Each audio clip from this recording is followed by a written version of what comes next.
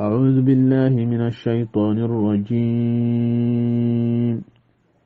بسم الله الرحمن الرحيم. إذا جاء نصر الله والفتح ورأيت الناس يدخلون في دين الله أفواجا فسبح بحمد ربك واستغفره إنه كان توابا.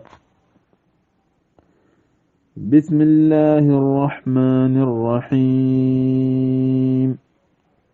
إذا جاء نصر الله والفتح ورأيت الناس يدخلون في دين الله أفواجا ورأيت الناس يدخلون في دين الله أفواجا فسبح بحمد ربك واستغفره إنه كان توابا. صدق الله العظيم.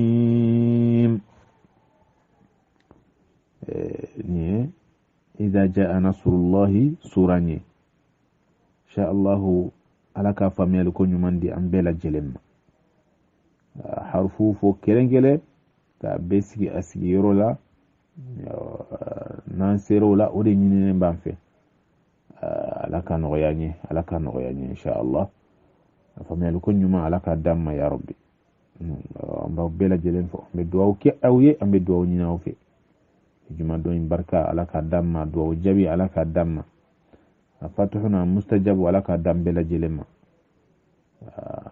أمبي يفنينا وبلا جلم في منو ينالا ولا الله تعالى كنما يلا خطأ منو يلا ولا ونيركا أيوة نغصما ني شيطانك بارو مالك النواسة عليك النواسة عليك النو سترة عليك بلا جلم مقود لا.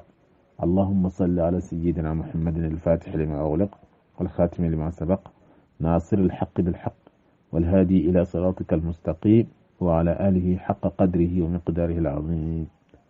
سبحان ربك رب العزة عما يصفون وسلام على المرسلين والحمد لله رب العالمين.